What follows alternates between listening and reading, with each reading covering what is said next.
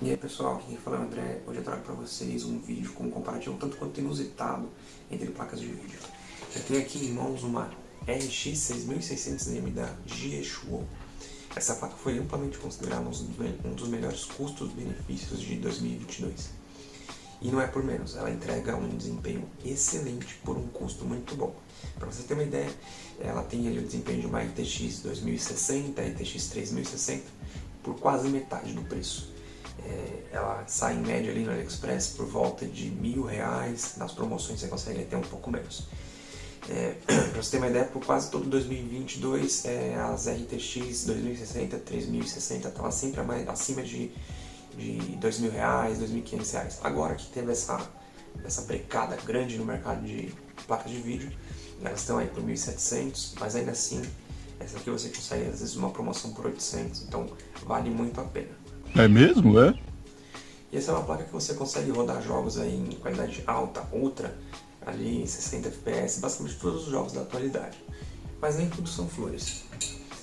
Eu tenho aqui em mãos uma outra RX 6600M da Jieshuo também, que começou a ser enviada como uma revisão desse primeiro modelo que eu recebi aqui. Isso não é exclusivo da Jieshuo, outras marcas como a 51 RISC também começaram a fazer isso e foram amplamente criticadas por isso. Elas podem até ser semelhantes na carcaça em algumas partes, mas elas têm diferenças fundamentais que a gente vai comentar mais pra frente nesse vídeo. É claro! Então, bora pro vídeo, mas antes, se gostar, se inscreve no like, ativa o comentário, compartilha o sininho e roda a vinheta.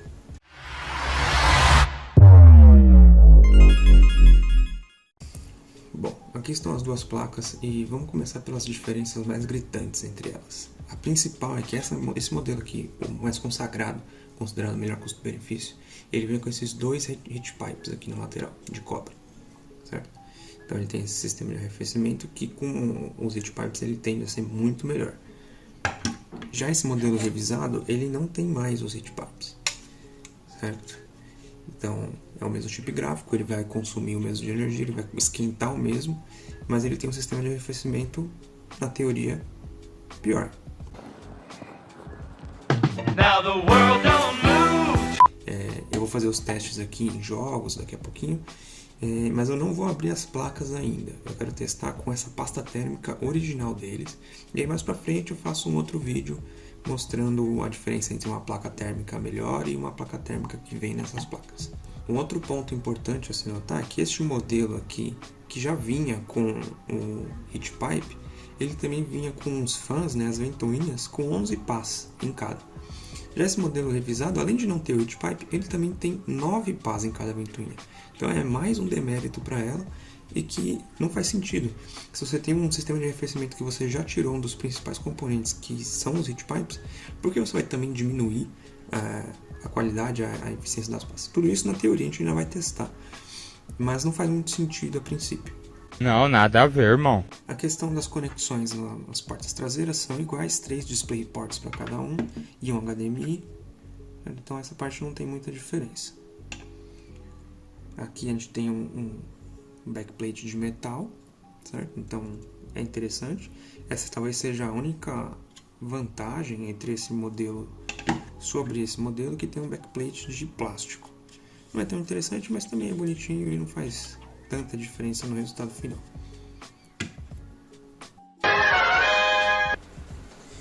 Bom, já instalei aqui a primeira placa para a gente fazer os primeiros testes, mas antes vou dar uma rápida explicação sobre o que é esse modelo RX 6600M, caso você ainda não conheça. Ele é um chip gráfico retirado de uma placa de notebook, um laptop. Os chineses criaram um PCB, colocaram essa placa e assim a gente consegue rodar ela no desktop, no computador de mesa. Toda a placa ela tem uma construção nova, mas o chip gráfico é reutilizado. Os anúncios nas lojas chinesas, na AliExpress, no começo não falavam que era uma placa 100% nova. Depois, com alguns problemas que foram acontecendo, algumas reclamações, eles começaram a colocar informação lá que a placa é 99% nova, e aí o chip gráfico era reaproveitado. Aí recentemente eles ainda colocaram lá que é uma placa que vem de mineração, porque foi começando a dar cada vez mais problemas, mais reclamações e mais reembolsos que eles tiveram que dar, então eles acabaram melhorando a qualidade do anúncio e agora está lá, se você entrar, provavelmente vai estar lá dizendo que é uma placa de mineração. Mas antes falava que era uma placa 100% nova. Não é. O PCB é novo, os componentes são novos, mas o chip gráfico, 99% de certeza que foi usado em mineração. As memórias também muito provavelmente podem ter sido de mineração também. Algumas são novas, algumas não. Você vê alguns youtubers aí abrindo as placas e vendo que os chips, alguns têm marcas de calor excessivo, né, nas memórias, que é um sinal evidente de mineração. Alguns não, alguns vêm, parece que a memória está novinha. Então essa parte aí é realmente um pouquinho de sorte. Mas mesmo quando a informação estava lá dizendo que era a placa 100% nova, já dava para ter uma ideia que era realmente algo que vinha ali de mineração. Porque essas placas começaram a inundar o mercado logo após na verdade até um pouquinho antes ali do Ethereum parar de ser a mineração por Proof of Work, né, POW. Esse aqui é um adendo que tem que fazer nessa placa. Tá bom. Algumas características muito interessantes dessa placa é que ela tem um TDP muito baixo. Ela tem um TDP de 100 watts, um consumo baixo também. Na teoria esse consumo baixo é nas duas placas. Essa aqui eu já realizei alguns testes antes, porque essa aqui chegou antes pra mim. Essa aqui eu comprei em outubro, se eu não me engano. Essa aqui eu comprei na promoção do 11/11. Então essa aqui eu não tenho nenhum teste ainda. Essa aqui eu já fiz alguns e realmente é uma placa aqui. Ela tem um consumo baixo, isso no software. Já encomendei um wattímetro para a gente testar isso também na tomada, para ver realmente quanto sai de energia na tomada. Mas no programa aqui no software ela tem realmente um consumo muito baixo. É uma placa muito silenciosa e também fria. Mas esse é o modelo com heat pipe e esse aqui a gente não sabe ainda. Então vamos para os jogos. Primeiro aqui vai ser o CSGO, a gente vai começar rodando ele em alta qualidade, na verdade é a qualidade padrão que vem do jogo, né? E logo de cara a gente consegue perceber que elas são muito parelhas, ali o chip gráfico é bem parecido mesmo. Na verdade é o mesmo chip gráfico, né? Então eles têm que ter o mesmo desempenho. A placa sem heat pipe tem uma leve vantagem de FPS, mas eu acredito isso na verdade mais ao desenvolvimento da própria partida. Para onde vai, que arma usa, contra qual inimigo você tromba, em que local do mapa, do que realmente uma diferença de performance. Mas colocando no papel ali, a gente tem uma pequena vantagem de frames para sem heat pipe, mas que eu diria para vocês ignorarem ela. Eu também. A gente está falando ali de 170 a 180 frames por segundo com heat pipe e de 180 a 190 frames por segundo na sem heat pipe. O 1% low delas ficou bem próximo também, com heat pipe ficou girando mais ali entre 75 a 80 frames por segundo. Ela deu uma pequena travadinha ali, então isso deu uma prejudicada no 1% low, mas no geral elas têm um desenvolvimento bem parelho no jogo. 1% low da sem heat pipe ficou ali por volta de 80 a 90 fps. Questão de temperatura, a placa com heat pipe quase nunca ultrapassou 60 graus Celsius. E a placa sem heat pipe quase nunca ultrapassou 65 graus Celsius. Na média, a com heat pipe trabalhou entre 55 e 60 graus Celsius. E a sem heat pipe trabalhou entre 60 e 65, ou seja, 5 graus Celsius a mais ali na média durante a jogatina. O uso delas estava sempre ali variando entre 60% e 90%, com alguns picos de 95%, cheguei até a ver 99% às vezes. Mas era sempre um pequeno pico e não uma constante ali, nada forçando a placa. Então ela estava com muita folga, trabalhando muito bem. Dava para entregar muito mais. O que está limitando realmente é o processador, o Xeon 2640V3. É um ótimo processador com bastantes núcleos. Ele dá para fazer muita coisa com ele, mas ele tem ali o clock um pouco limitado em relação aos processadores mais novos. Então é ele que dá uma gargalada ali no sistema. Consumo delas excelente. As duas ficaram com um consumo ali entre 50 e 60 watts, raramente batia 70 watts ali. Uma vez ou outra eu vi batendo perto de 80, então o consumo está excelente para a placa. A gente está falando de uma placa ali que entrega um desempenho maravilhoso. E ela tem um TDP ainda de 100 watts, então a placa tinha uma folga ainda para ir, mas ela não estava indo realmente por causa do gargalo.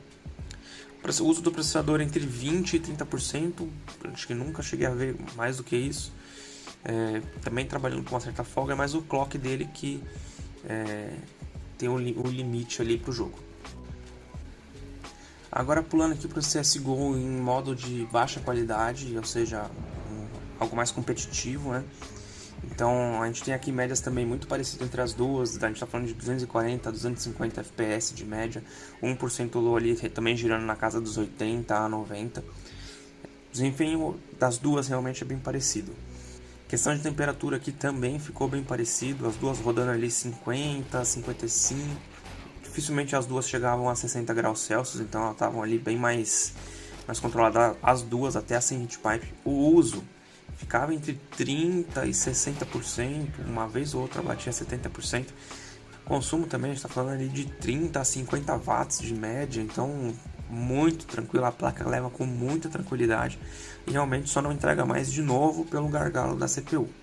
A com heatpipe teve um pequeno travamento ali que prejudicou também de novo o 1% low, mas depois eu dei uma resetada na média para isso não influenciar exatamente o que ela entrega de fato, foi só um pequeno stutterzinho, a média ficou bem próxima ali no % low das duas. Dito tudo isso, agora vamos pro próximo jogo, Cyberpunk.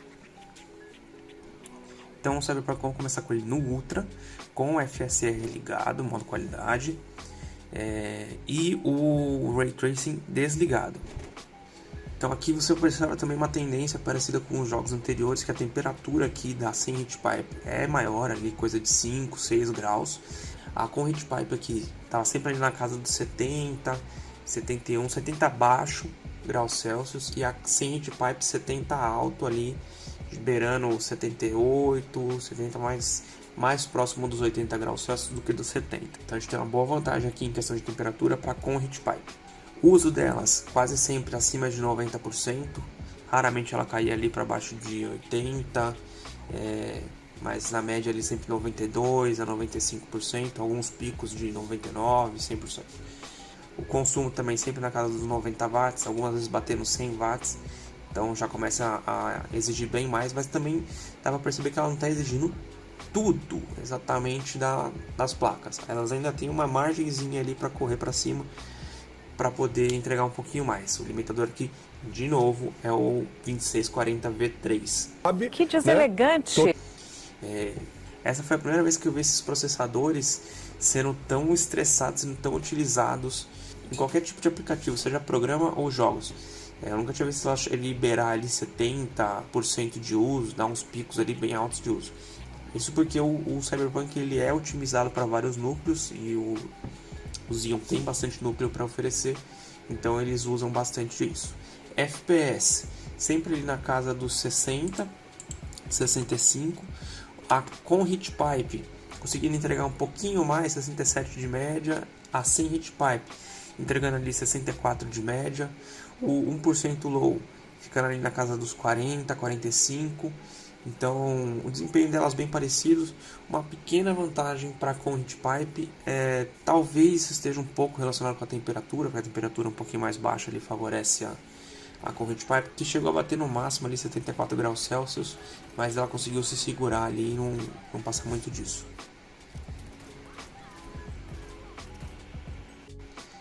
Quando a gente ativa o Ray Tracing aqui no Ultra, aí elas dão uma boa gargalada aqui, elas já diminuem bastante o desempenho.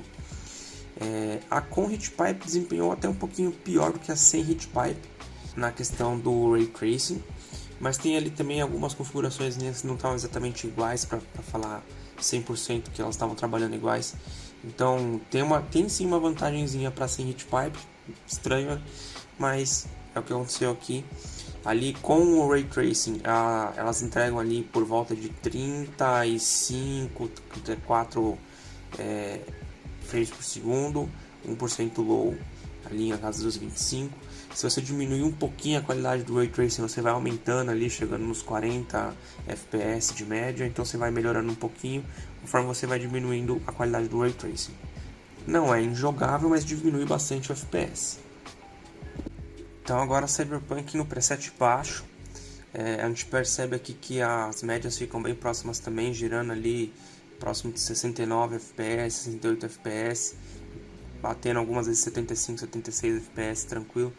Então roda muito bem na qualidade baixa. que eu também não vejo muita diferença para as outras qualidades. Eu só notei que a com heat pipe estava um pouco mais instável, com 1% low bem mais baixo. Às vezes eu dava até um reset na média ali, mas ele voltava para uma média baixa. Então talvez fosse a questão de reiniciar o jogo, talvez melhorasse, não sei. Os drivers são os mesmos, não entendi muito bem isso. Mas o sem heat pipe estava com uma 1% low ali, próximo dos 50 fps, bem mais estável. Questão de temperatura, as duas estavam com a temperatura muito mais controlada, próximo dos 62 graus. Não teve desvantagem pro sem heat pipe no preset baixo. Então o uso também da GPU estava bem mais livre, ela estava trabalhando com muito mais folga. Às vezes a gente via 30% de uso, 30% de carga. A média ali era 50%, 60% de carga, alguns picos de 70%, 80%, mas a média ali 50%, 60% de carga.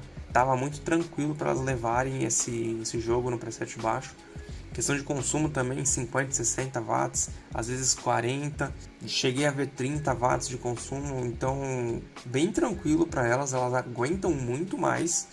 Eu acredito que elas cheguem aí próximo dos 100 fps com um processador um pouquinho melhor, mais moderno.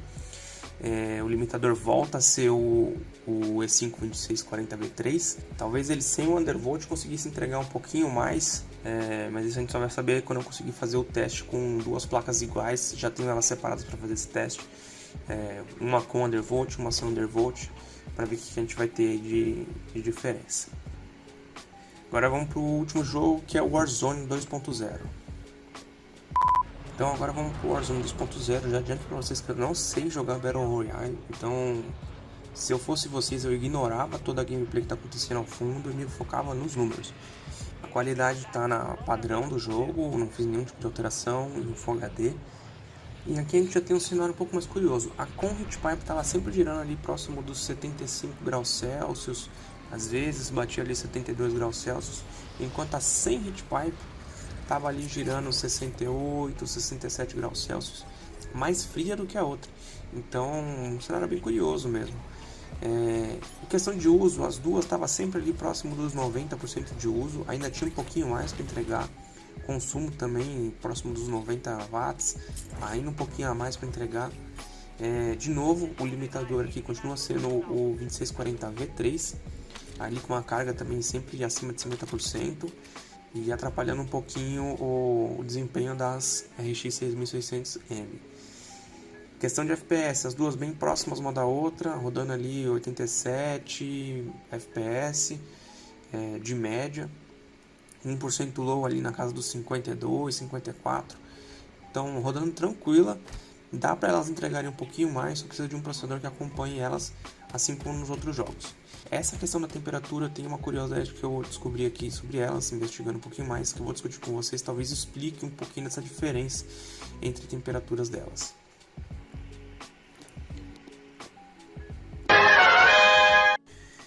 Então, eu vou começar essa parte contando para vocês uma curiosidade, que para vocês é uma curiosidade, mas para mim foi uma madrugada de dor de cabeça, até eu conseguir descobrir isso. Essas placas, as duas, eu nunca tinha visto isso, não sei se é exclusivo delas, ou se é algum problema com o kit Athermiter que eu tenho aqui. Um kit bem simples, na verdade foi o primeiro kit que eu comprei. Essas placas, elas não dão boot, o computador aqui entra em estado de pânico, começa a pitar para tudo quanto é lado. Se elas não estiverem, além de tudo, conectadas certinho, com o cabo HDMI ou DisplayPort ligado nele. Então, se você ligar o computador sem o DisplayPort ou o HDMI conectado na placa de vídeo, ela não liga, o computador não liga e ele entra em pânico. E não é só ele estar conectado. Por exemplo, se ligar o monitor tem que estar na energia ligado. Se você só conectar ali também, não acontece nada, ele não liga.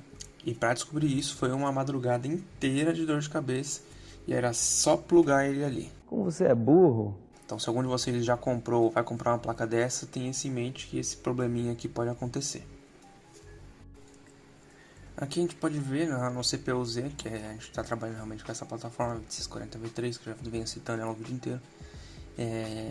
No GPU-Z mostra aqui como a RX 6600M, tudo certinho. E na parte dos sensores mostra também tudo certinho, mostrando ali temperatura, consumo e tudo mais. O consumo delas aqui em idle é bem baixo, é 2, 3 watts. Ele só fica um pouquinho maior porque ele está gravando aqui a tela no plano de fundo. Então ele parece ali 16, 17 watts, mas em idle ela fica 2, 3 watts de consumo no sensor. A com heat pipe, ela fica ali em torno de 36 graus, 37 graus em idle, o que é excelente, uma temperatura muito boa, conserva bem os componentes da placa e basicamente sem ruído nenhum. Agora, a sem heat pipe, toda a configuração dela também é certinha, igual a outra, todas elas chegaram muito bem mesmo, nada que estivesse fora ali do que foi anunciado. Mas eu descobri um problema bem latente dela. Quando eu coloquei nos sensores, eu percebi que ela estava ali em idle a 50 graus Celsius, que é uma temperatura muito alta para quando você está em idle. Então não estava fazendo muito sentido alguma coisa ali. Eu coloquei um vídeo no YouTube para rodar e a temperatura já subiu para 55 graus Celsius. Isso não me parecia muito normal. A placa estava se desempenhando tão bem em jogos, como é que ela estava em idle assim tão ruim? Comecei a investigar um pouquinho para descobrir o que era isso. Eu abri um joguinho bem leve e automaticamente ela já foi para mais de 60 graus. Começou a me preocupar isso, aí eu tentei abrir de novo o CSGO para ver o que poderia estar acontecendo, descobri o porquê desse comportamento, e isso foi me intrigando cada vez mais. Eu não estava entendendo por que isso estava acontecendo. No próprio CSGO ali, ela não passava de 65 graus, então esse comportamento estava muito errático, então tinha alguma coisa que eu não estava entendendo ali no meio do rolê.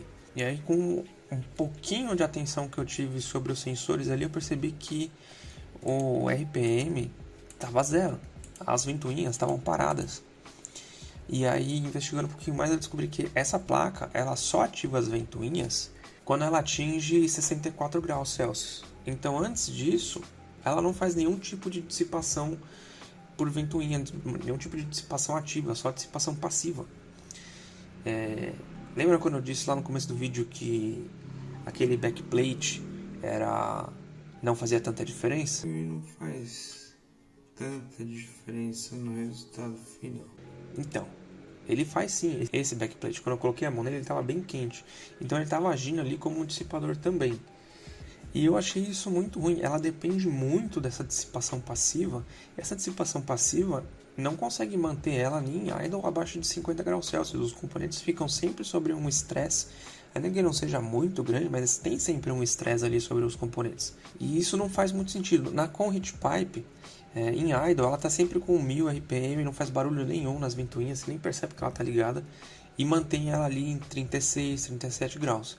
Aqui, sem ventoinha nenhuma, ela fica ali 50 graus em idle, 55 graus vendo um vídeo, 60 numa aplicação bem simples, e isso sem nenhum tipo de dissipação ativa. Então ela vai aumentando a temperatura e os componentes cada vez mais sob estresse e nada de dissipação. Ela tem a ventoinha e não usa. Ela só começa a usar a partir dos 64 graus e aí ela já liga a ventoinha a quase 2000 RPM.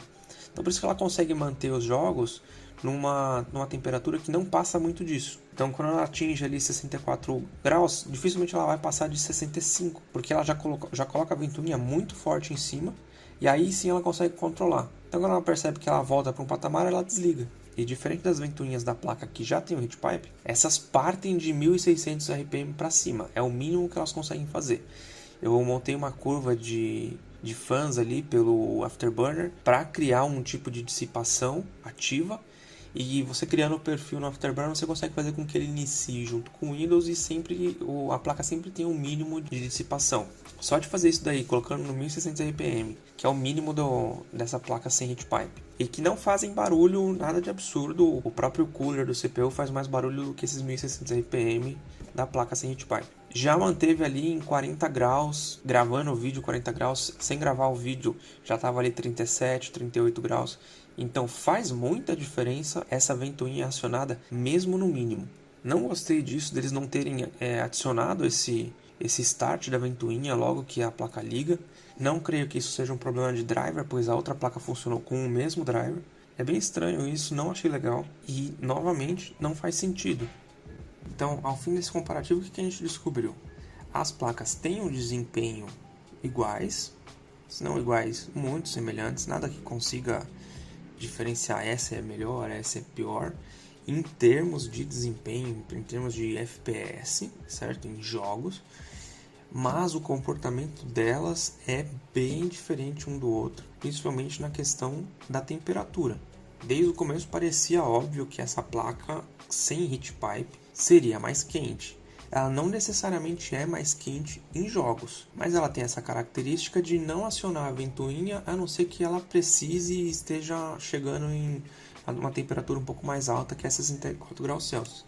Eu acho que esse é o maior desabono dessa placa aqui, que me surpreendeu. Eu achei que ela em jogos teria um desempenho muito pior, ela seria muito mais quente, mas não.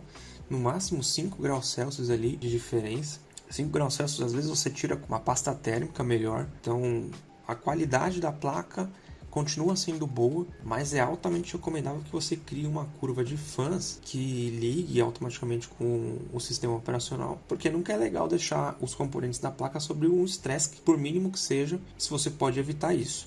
De resto, as duas placas são muito boas, as duas placas ainda continuam valendo a pena. Quando essa revisão começou a chegar na mão dos compradores, muita gente já começou a falar que ela já não valia a pena, que ela já perdeu o custo-benefício dela. Eu acho que não, acho que ela ainda vale a pena, ela ainda é um dos melhores custos-benefícios que a gente tem. Mas tem essa ressalva, se você receber esse modelo sem heat pipe, você tem que tomar esse cuidado com a dissipação ativa dele. Essa revisão que eles fizeram na placa não foi uma revisão para melhorar o projeto. Foi uma revisão que eles fizeram para cortar o máximo de custo possível e a placa continuar entregando o mesmo desempenho. Mas eles poderiam ter caprichado um pouco mais nessa questão da ventoinha. Seu Ruela! Seu orelhudo! Então é isso, o vídeo de hoje fica por aqui. Espero que vocês tenham gostado. Curte, compartilha, faz aqueles negócios todos que vocês já sabem. E até a próxima.